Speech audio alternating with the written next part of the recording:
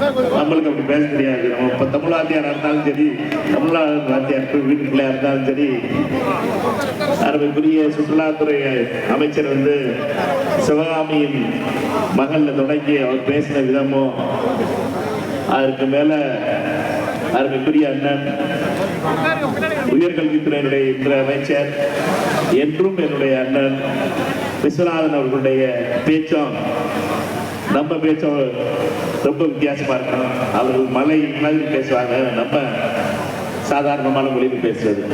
அதனால முயற்சி பண்றேன். நான் சொல்ல வேண்டிய விஷயங்கள் 3-4 விஷயங்கள் இருக்கு, அதை சொல்லி பிடிச்சிடலாம்னு நினைக்கிறேன்.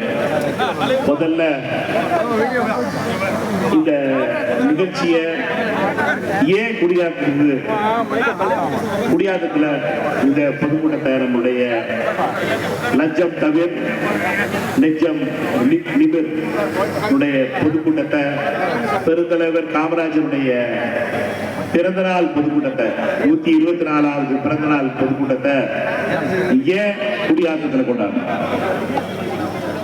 அப்படிங்கிற கேள்வி. விருதுநகர்ல பிறந்தவர் பெருந்தலைவர். காலையில நானும் அண்ணன் உயர்கல்வித்துறையுடைய அமைச்சர் அண்ணன் விஸ்வநாதன் அவர்களும் விருதுநகருக்கு வந்து அண்ணன் விஸ்வநாதன் அவர்களுக்கு 102 டிகிரி 104 காய்ச்சல். இப்போ உள்ள காய்ச்சல் ஊசி போட்டுதான் மேடை ஏறினாரு. உங்கள்கிட்ட எல்லாம் காட்டல. ஆனா அவர் வந்து விருதுநகருக்கு திருவாரூர்ல வந்து பொறுப்பு அமைச்சர் நைட்டே வந்து மதுரையில் தங்கிட்டு காலையில் நாங்கள் 2 பேரும் விருதுநகருக்கு போனோம். விருதுநகர்ல பெருந்தலைவர் இது எத்தனை பேர் விருதுநகர் பெருந்தலைவர் வீட்டுக்கு வந்திருக்கீங்க? கைது போவோம். நிறைய பேர் வரல. வந்தாளுக்கு தெரியும் பெருந்தலைவருடைய வீடு ஒரு 2-3 ரூம் உள்ள வீடு. அந்த வீட்டுக்கு அரசியல்வாதி எல்லாம் வரமாட்டாங்க. பெருந்தலைவருக்கு அஞ்சலி செலுத்துறோம் சொல்லிட்டு 1008 வியாக்கியானம் பேசுற இந்த வெங்காயம் கட்டுக்காங்கல்ல, அதாவது நாங்க வந்து கடவுள் மறுப்பு, நாங்க வந்து இதை பார்க்க மாட்டோம் அதை பார்க்க மாட்டோம்னு சொல்ற கட்சிகள் இருக்குல்ல, அந்த கட்சிகளுடைய எல்லா மந்திரிகளும் எல்லா தலைவர்களும் பெருந்தலைவர் வீட்டுக்கு வரவில்லை. ஏன்னு கேட்டீங்கன்னா அதுக்கு வந்தா பதவி வராது, அது இருக்க பதவி போயிருப்பாங்க. இப்ப நம்மளுக்கு எடுத்துக்காட்டுன்னா நான் வருஷம் குறைஞ்சபட்சம் 2 தடவையாவது அந்த வீட்டுக்கு போயிட்டு வரேன். 2009 ஆரம்பிச்சு வருஷம் நான் 2 தடவை அந்த வீட்டுக்கு போயிட்டு வரேன். நாமினேஷன் போடுறதுக்கு முன்னாடியும் போவேன், எலெக்ஷன் முடிஞ்சதுக்கு அப்புறம் போவேன். வருஷம் பிறந்த நாளுக்கு ஒன்று போவேன். அது நடுவில் ஏதாவது ஒரு அக்டோபர் 2ஆம் தேதி அவருடைய நினைவு நாளுக்கு போவேன். ஆனா பெருந்தலைவருடைய எனக்கு வந்து நான் நாடாளுமன்ற உறுப்பினராக இருந்து இப்ப தமிழ்நாடு காங்கிரஸ் தலைவர் வரைக்கும் 3 தடவை நாடாளுமன்ற உறுப்பினராயிட்டேன். அந்த கோயிலுக்கு போயிட்டு தான் வர்றேன். காங்கிரஸ் செயலாளர் ஐஏசி செயலாளராக இருந்தேன். அந்த கோயிலுக்கு போயிட்டு தான் வர்றேன். தெலுங்கானுடைய பொறுப்பாளராக போட்டிருந்தாங்க, அந்த கோயிலுக்கு போயிட்டு தான் வர்றேன். கோவாவுடைய பொறுப்பாளராக போட்டிருந்தாங்க, அந்த கோயிலுக்கு போயிட்டு தான் வர்றேன். ஆந்திராவுடைய பொறுப்பாளராக போட்டிருக்காங்க, அது கோயிலுக்கு போயிட்டு தான் வர்றேன். 2 தடவை காங்கிரஸ் கொரோனாவா பொறுப்பு கொடுத்துருக்காங்க, அந்த கோயிலுக்கு போயிட்டு தான் வரேன்.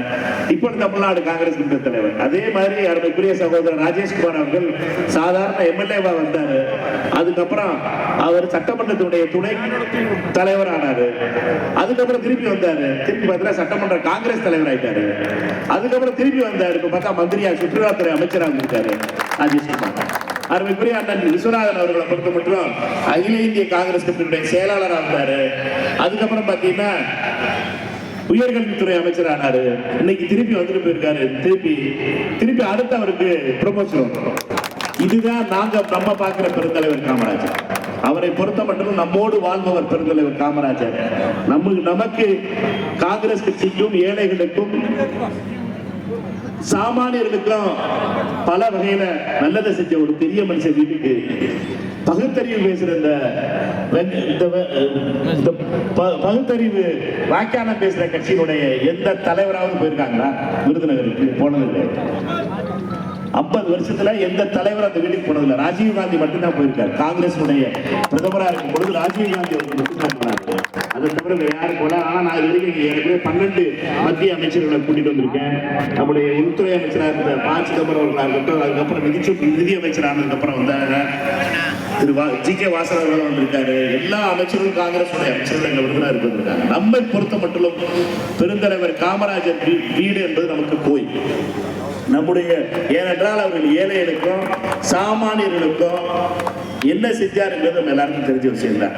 விருதுநகர்ல காலையில விழாவை முடிச்சுட்டு நாங்க 2 பேரும் சென்னைக்கு ஃபிளைட் பிடிச்சி வந்து அங்க இருந்து 3.5 மணி நேரம் இப்ப வந்து சேர்ந்திருக்கோம்.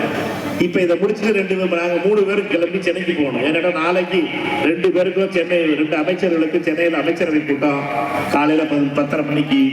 எனக்கு டெல்லிக்கு போகணும். காலையில 6:30 மணிக்கு நான் டெல்லிக்கு போகணும். பாராளுமன்றத்தினுடைய ஸ்ட்ராட்டஜி கூட்டம் அன்னை சோனியா காந்தி கூட்டிருக்காங்க. அதனால நானும் குடியாத்தம் என்பது நம்மை பொறுத்த மட்டும் மிக மிக முக்கியமான கூட்டமாக கருதினோம். அதனாலதான் நானும் சரி, அருமைக்குரிய சகோதரர் பாராளுமன்றத்துடைய பொருளாளர் அருமை சகோதரர் விஜயவசந்த் அவர்களும் இந்த கூட்டத்திற்கு வந்ததுக்கு காரணம் என்பது நம்முடைய வரலாற்றில் மிக மிக முக்கியமானது குடியாத்தம். காங்கிரஸ் கட்சியுடைய வரலாற்றில் 1940ஆவது ஆண்டு பெருந்தலைவர் காமராஜர் காங்கிரஸ் கட்சியுடைய தமிழ்நாடு காங்கிரஸ் கட்சியுடைய தலைவராக பொறுப்பேற்றார். 14 வருஷம் காமராஜர் அந்த பொறுப்பினர் இருக்கார். அந்த 14 வருஷத்துல அவர் முதலமைச்சர் ஆனதுக்கு அப்புறம் எந்த தொகுதியில் நிக்கலாம்னு பார்த்தா குடியாத்தம் தொகுதி தான் காலியா இருக்கு. குடியாத்தம் தொகுதி தான் அவர் முன்னது. இங்கிருந்து தான் அவர் முதலமைச்சராக தேர்ந்தெடுக்கப்பட்டார். நீங்க குடியாத்த மக்கள் நினைத்திருந்தால் பெருந்தலைவர் காமராஜர் அப்பவே பகிர்ந்துருக்கும். ஆனா குடியாத்த மக்களை பொறுத்த மட்டும் அவருடைய நம்பிக்கையை பெற்ற பெருந்தலைவர் காமராஜர் இவ்வளவு எல்லா திட்டங்களை கொண்டு வருவதற்கு அவரை சட்டமன்ற உறுப்பினராக அனுப்பி வைத்தது நம்முடைய இந்த மண். இந்த மண்ணில் இருந்துதான் பெருந்தலைவர் காமராஜர் ஒரு நியாயமான ஆட்சியை, ஒரு ஊழல் இல்லாத ஆட்சியை, ஒரு லஞ்சம் வாங்காத ஆட்சியை கொடுத்தார். அதற்காகத்தான் குடியாத்தத்துல அன்னைக்கு அவருடைய பிறந்த நாளை விருதுநகருக்கு போயிட்டு வந்துட்டு நாங்க குடியாத்தத்துல வந்து கொண்டாடுறதுக்காக வந்திருக்கோம். உங்க எல்லாருடைய அன்பும் உங்களுடைய ஆசையும் உங்களுடைய குடும்பத்தாருடைய உங்களுடைய முன்னோர்களுடைய ஆசையினாலும் பெருந்தலைவர் காமராஜர் இதே இடத்துல இருந்து முதலமைச்சர் ஆனார். பல வகையிலே புரட்சியை தமிழ்நாட்டை செய்ய முடிஞ்சு 13ஆம் தேதி இந்த விழாவை கொண்டாட ஆரம்பிச்சோம். தமிழ்நாடு காங்கிரஸ் கட்சியுடைய சார்பா ஒரு வாரம் இந்த விழாவை கொண்டாடுறோம். 13ஆம் தேதி ஆரம்பிச்சு 19ஆம் தேதி வரைக்கும் ஒரு வார காலம் 124வது பிறந்த நாளை கொண்டாடுறோம்.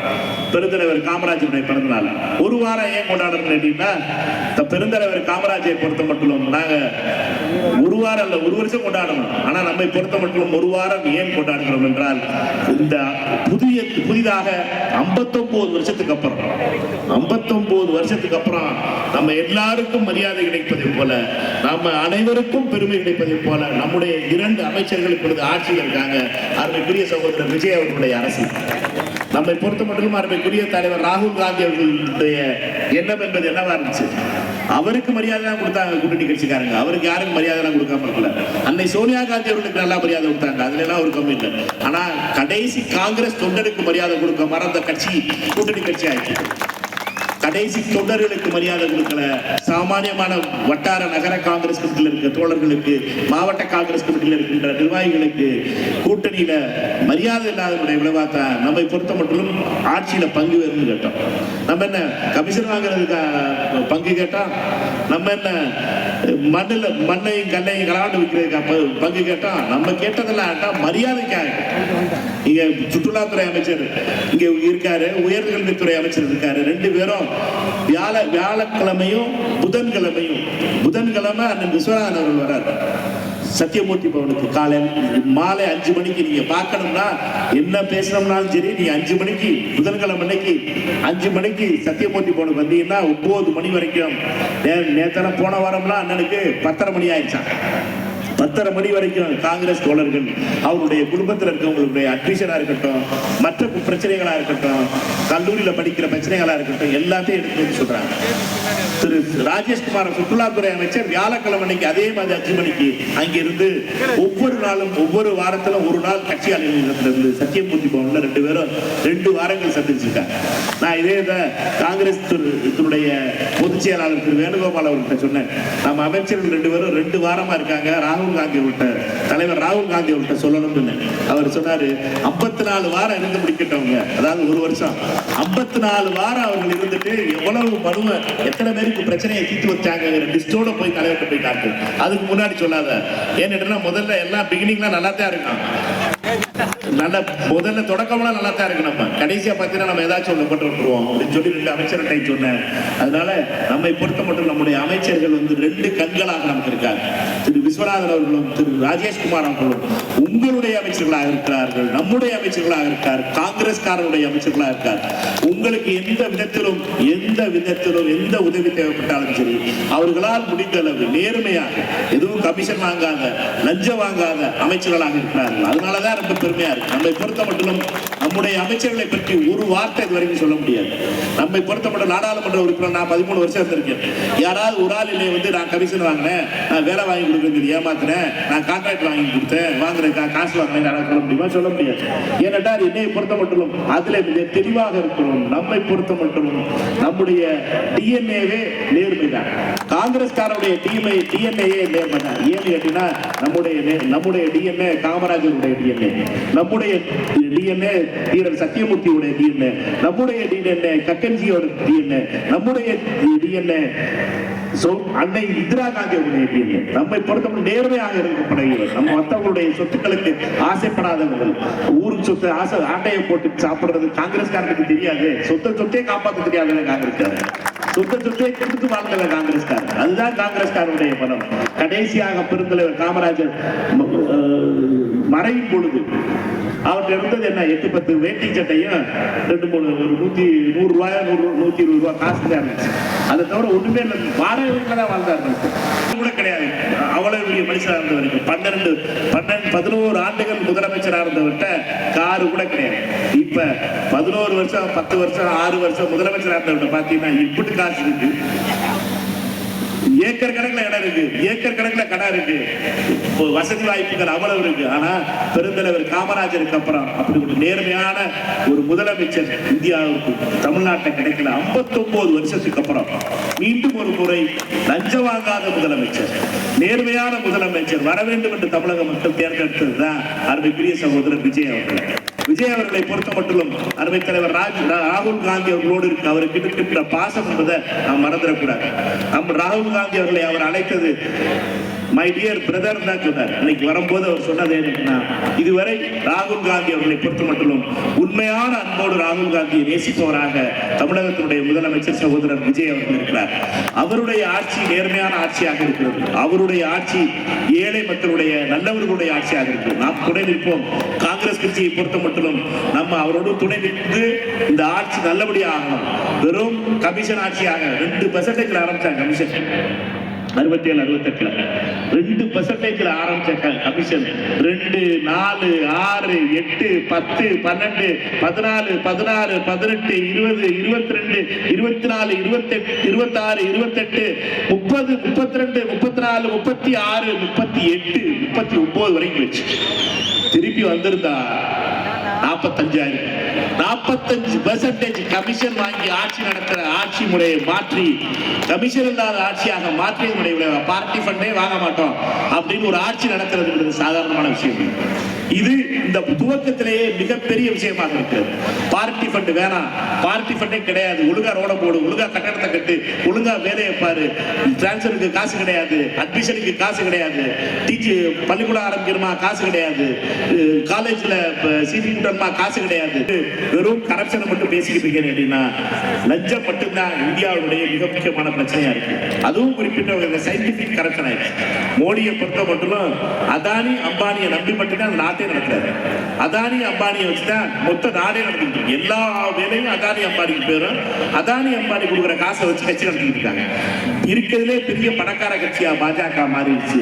இருக்கிறதுலே பெரிய பணக்கார கட்சியா ஆர்எஸ்எஸ் இல்லாத கட்டடமே கிடையாது இந்தியாவில். எல்லா இடத்துலயும் பெரிய பெரிய கட்டடம் வச்சிருக்காங்க. இவ்வளவு பெரிய கட்டடங்களும் ஃபர்ஸ்ட் கிளாஸ்லயும் ஃபர்ஸ்ட் கிளாஸ் ஃபிளைட்லயும் போற அளவுக்கு ஆர்எஸ்எஸ் பாஜக உயர்ந்திருக்குது என்றால் எல்லாம் வெறும் லஞ்சம் வாங்கின படம். நம்மை பொறுத்த மட்டும் காங்கிரஸ் கட்சியுமே ஏழையாட்டா இருக்கு. காங்கிரஸ் கட்சிக்கு பெருந்தலைவர் காமராஜர் சேர்த்து வச்ச சொத்தை தவிர வேற எதுவுமே கிடையாது. அதுவும் சத்தியமூர்த்தி பவனையும் காமராஜர் தவிர வேற எங்கேயும் நமக்கு சொத்து இல்லாம போயிருக்கு. மாவட்டங்கள்ல அங்கே பார்த்தீங்கன்னா பல பேர் வேற வேற கட்சிகளுக்கு போகும்போது பல பேர் பல சொத்துக்களை எடுத்துட்டு போயிட்டாங்க. ஆனா அது எல்லாத்தையும் மீட்டெடுக்கின்ற வேலை என்பது ஒவ்வொரு காங்கிரஸ்காரனுடைய பொறுப்பு. நம்மை பொறுத்த மட்டும் காமராஜர் சேர்த்து வந்த சொத்தை காங்கிரஸ் தலைவர்கள் ஒவ்வொரு இடத்துலையும் கிராமங்கள்ல காமராஜர் கேட்டதுக்காக காங்கிரஸ் கட்சிக்காக அலுவலகங்களாக கொடுத்தத ஜனதா கட்சின்னு பிரிஞ்சு போகும்போது அதை ஆட்டையை போட்டு என்னமோ பண்ணிட்டாங்க. அதெல்லாம் நம்மை பொறுத்த மட்டும் காங்கிரஸ் கட்சியுடைய சொத்து பெருந்தலைவர். ஆனாலும் நம்மளை சும்மா விட மாட்டாங்க. நான் பாட்டுக்கு தான் வந்துகிட்டு இருக்கேன். நீங்க மதுரையில இருந்து நான் வரும்போது நான் பாட்டுக்கு தான் வந்துட்டு அதை பத்தி யோசிக்கவே இல்லை. நம்ம பேச போறது காமராஜரை பத்தி பேச போறோம், காமராஜருடைய ஆட்சியை பத்தி பேச போறோம், காமராஜருடைய நேர்மையை பத்தி பேச போறோம். காமராஜரை பொறுத்த மட்டும் அவரை கொண்டாடுவதற்காக நாம் செல்கிறோம் என்றுதான் நினைச்சிட்டு வந்தேன். ஆனா வாலண்டரியா ஆர்.எஸ். பாரதி அடிச்சுட்டாரு. ஆர்.எஸ். பாரதி நேற்று காலையில நம்ம சொல்லியிருக்காரு, சாயந்தரம் ஏதோ சொல்லியிருக்காரு. அதுக்கு வர்றதுக்கு முன்னாடி நான் இன்னொரு முக்கியமான தகவலை உங்களுக்கு சொல்லணும். பெருந்தலைவர் காமராஜருடைய பிறந்த நாள் 13ஆம் தேதி தொடங்கணும். மெரினா கடற்கரையில அவருடைய ராமுவேல் திரவியம் அவர்களுக்கும் அந்த மாவட்ட தலைவர்களாக இருக்கின்ற நம்முடைய விஜய் அவர்களுக்கும் அருமை தம்பி சரவணன் அவர்களுக்கும் கொடுத்துருந்தோம் நினைக்கிறேன். இந்த குழு என்ன பண்ணுச்சு அப்படின்னா அங்க 13ஆம் தேதி திறப்பு விழாவுக்காக போயிருந்தோம். இப்ப பாத்தீங்கன்னா அதை சாதாரணமா போறவர்கள் எல்லாரும் அதை செல்ஃபி எடுத்து அதுக்காக வீடியோ போட்டு பெருந்தலைவரை கொண்டாடுகின்றதை பார்க்கும் பொழுது மிக மகிழ்ச்சியாக இருக்கிறது. பெருந்தலைவர் நம்மோடு உயிரோடு இருக்கிறார், அவருடைய ஆத்மா நம்மோடு இருக்கிறது. பெருந்தலைவர் மேல் இருக்கின்ற அன்பு, மக்கள் வைத்திருக்கின்ற அன்பு எங்கெங்கெல்லாம் போயிருக்கிற ராமேஸ்வரத்தில் அதே மாதிரி நேற்று இன்னைக்கு ரெடி பண்ணியிருக்காங்க. அங்கே தஞ்சாவூர் மாவட்டத்தில்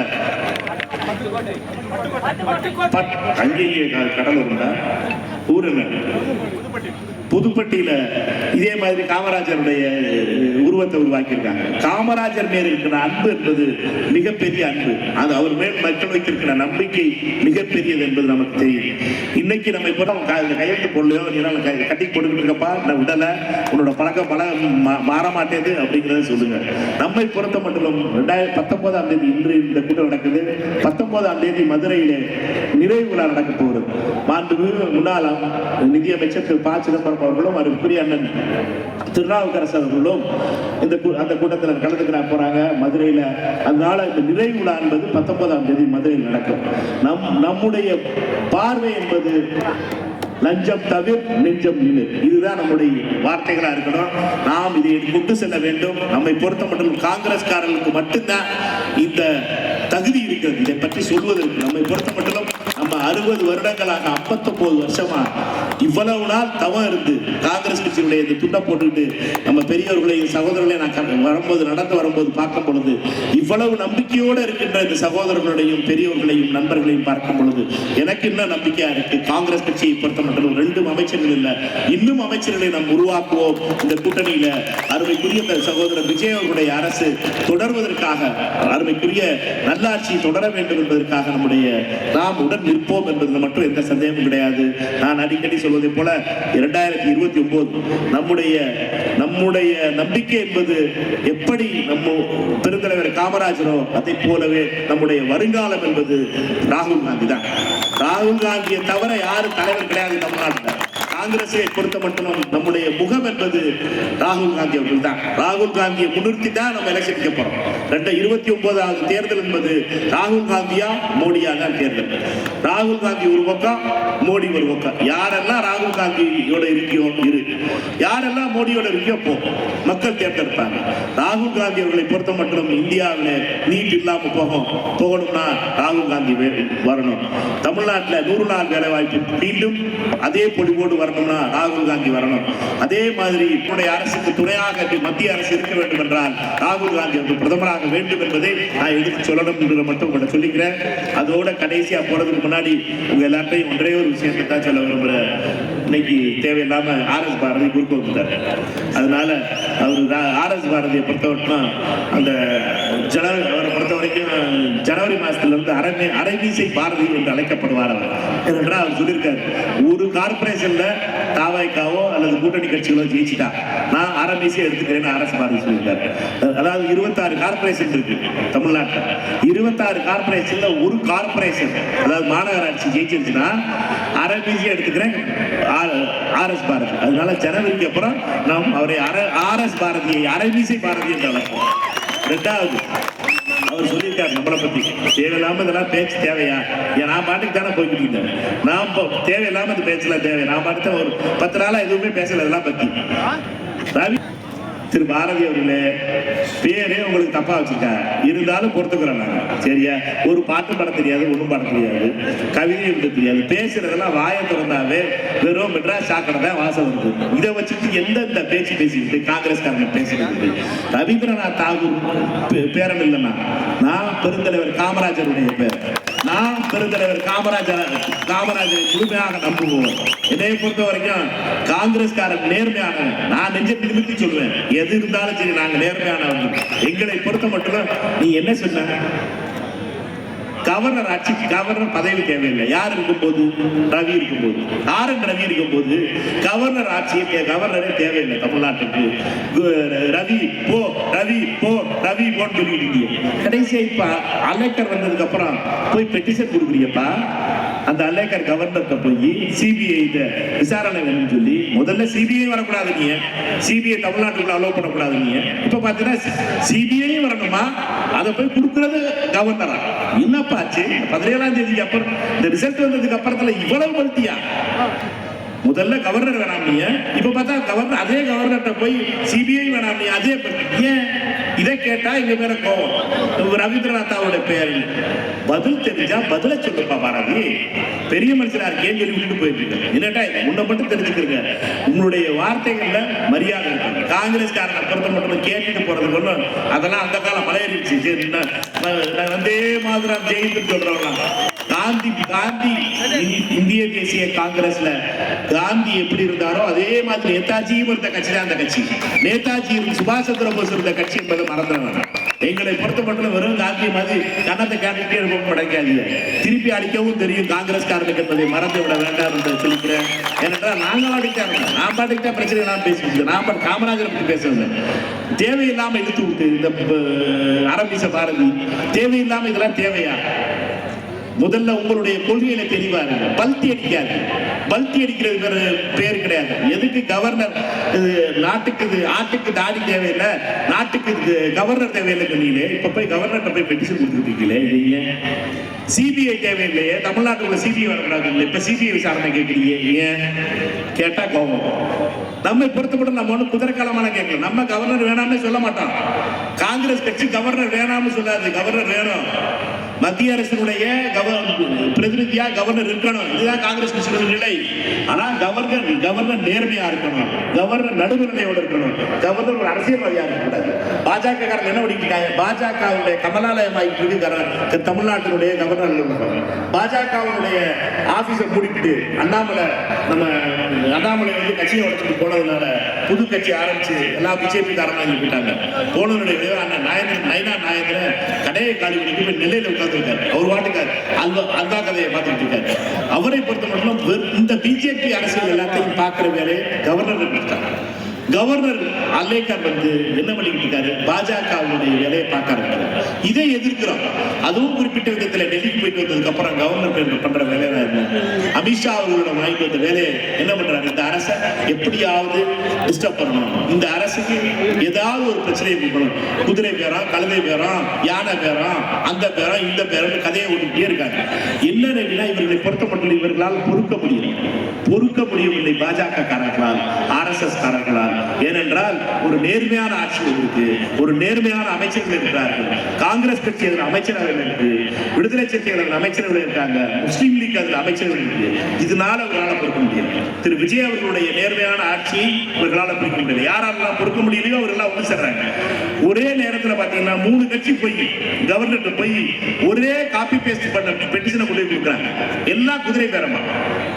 3 கட்சி பேரை நான் சொல்ல விரும்பல. ஆண்ட கட்சி, அதுக்கு முந்தான நாள் ஆண்ட கட்சி, டெல்லியில ஆண்ட கட்சி, இந்த 3 கட்சியும் போய் ஒரே நாள் 3 மணி 4 மணி 5 மணி டைம் கொடுத்து பார்க்கிறது எந்த விதத்துல? இது என்ன கவர்னர் அலுவலகம்? அலுவலகம் என்ன கூட்டணி பேசுற இடமா? கவர்னர் அலுவலகம் என்ன பாஜகவுடைய அரசியலை பற்ற இடமா? இதை எல்லாம் மக்கள் பார்த்துக் கொண்டிருக்கிறார்கள். மக்களை பொறுத்த மட்டும் இதற்காகத்தான் பாஜக காரர்களுக்கு 4 எம்எல்ஏ இருந்துச்சு, ஒத்த இடம் இருக்காங்க. அதுவும் ஊட்டியில தப்பி தவறி நம்மளால கொஞ்சம் நல்லா வேலை பார்த்துருந்தாங்கன்னா அந்த வேலையை பிடிச்சிருக்கலாம். நம்மளை பொறுத்த மட்டும் நம்முடைய நாம் விட்டது ஊட்டியில நம்ம கோட்டை விட்டுட்டோம். நம்மை பொறுத்த மட்டும் ஊட்டியில நம்ம வெற்றி பெற்றிருந்தால் பாஜகவிற்கு தமிழ்நாட்டில் கிடைக்கப்படுறது சைஃபரா இருந்திருக்கும். பாஜக தமிழ்நாட்டுக்கு ஒத்து வராத கட்சி என்பது எல்லாருக்கும் தெரியும். பாஜக அழிந்து கொண்டிருக்கின்ற கட்சி. பாஜகவுடைய RSS திருப்பி பி பிளான் போட்டு இன்னொரு கொட்டையை மறைக்காத ஒரு ஆள் அனுப்பி விட்டுருக்கு, அது வேற விஷயம். ஆனா நம்மை பொறுத்த மட்டும் பாஜகவை எதிர்த்து நாம் என்றும் இருப்போம். RSS எதிர்த்து என்றும் நினைக்கின்ற தலைவர் நம்முடைய ராகுல் காந்தி இருக்கிறார். அவரோடு சேர்ந்து பாராளுமன்றத்தில் தமிழகத்தினுடைய பிரச்சனைகளுக்காகவும் தமிழகத்திற்கு எதிராக கொண்டு வரப்படுகின்ற எந்த திட்டமாக இருந்தாலும் எதிர்த்து நிற்போம் நிற்போம் நிற்போம் என்று சொல்லி பெருந்தலைவர் நாம வாழ்க ராகுல் காந்தியுடைய தலைமையிலே 2029 ஆட்சி அமைப்போம் அமைப்போம் என்று கூறி விடைபெறுகிறேன். நன்றி, வணக்கம்.